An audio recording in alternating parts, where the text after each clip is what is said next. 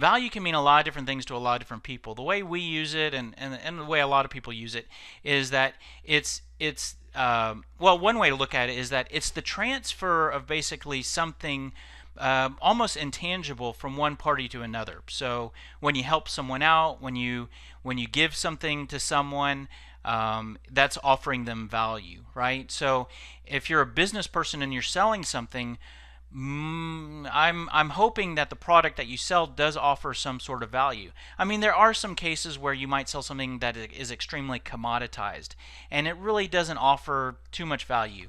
I would say look towards, maybe the high level of customer support that you offer is the value that you offer, or maybe the low level of price is the value that you offer, rather than what the product does.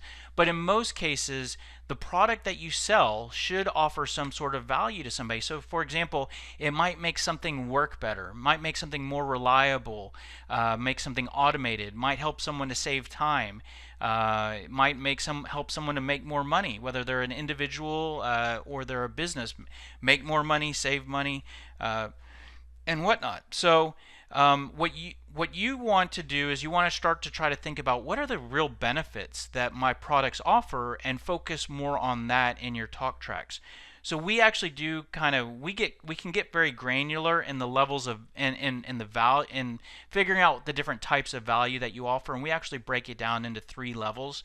So at the lowest level, the most visible level, you offer technical value, and this is like improving a process or a system, or improving people, so automating stuff, improving performance, maybe improving the performance of employees or whatnot, decreasing the amount of time it takes to do something.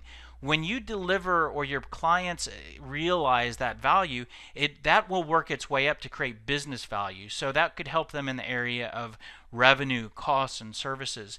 So I spent a lot of my career working at software companies, and they always focused on you want to have business conversations with clients, and I always wonder, what do you want me to talk about, their balance sheet, or talk about accounting? What do you mean, have business conversations? And my management and leadership could never really answer that to me. They knew that what really compels people to buy are sometimes the business drivers, right?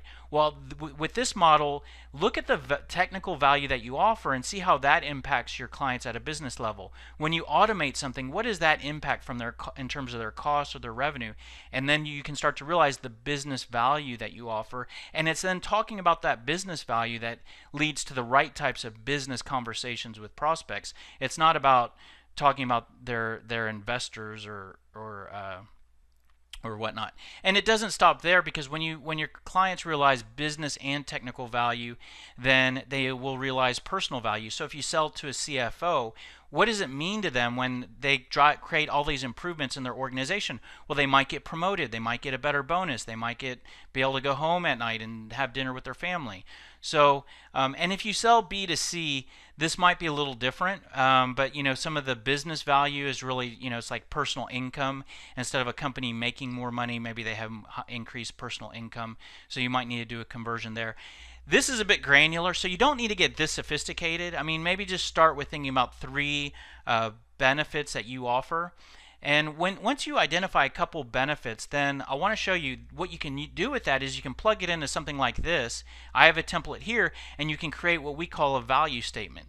So you basically just say, we help whoever you typically work with, and then insert one of your benefits. So like, we help businesses to improve their ability to effectively manage their inventory levels. We help CFOs to decrease the cost of goods sold and administrative time. And once you have those value points, you can mix and match to make even really powerful statements, like combining the technical value with the business value. We help businesses to improve their ability to effectively manage their inventory levels, and this often leads to a decrease in cost of goods sold as well as administrative time. So, and if you really must, you can't let go of talking about your product, which sometimes it makes sense to never let go of mentioning the product. You could say something like this instead of just talking about the product you sell. Hey, you know what? We provide inventory management software, and it helps businesses to improve their ability to effectively manage inventory levels. So those are some quick 1-sentence statements that communicate the value that you offer. Now, do those statements close deals? No. But are those really more powerful talk tracks? Sure. Those are great statements to open a cold call with.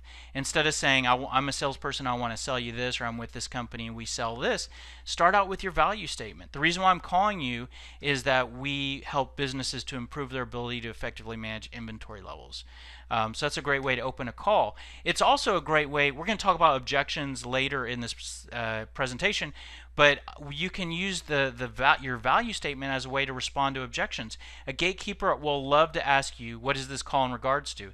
Instead of saying something like, oh, well, I'm calling to schedule a meeting to see what you guys are using for whatever, which says I'm a salesperson, get rid of me, or reply with your value statement. What is this in regards to? Is this a sales call?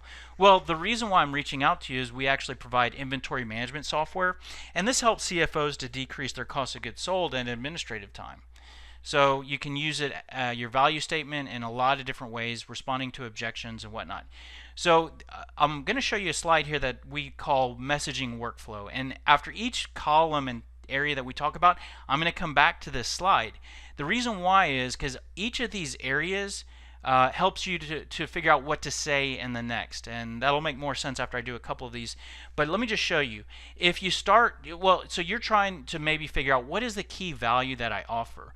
We'll start with the product. What is the product that you sell? And then just start out by identifying at a minimum, three value points. So if we start with inventory management software, I can extract from that we help to decrease time spent ordering, increase ordering accuracy, decrease time gathering information.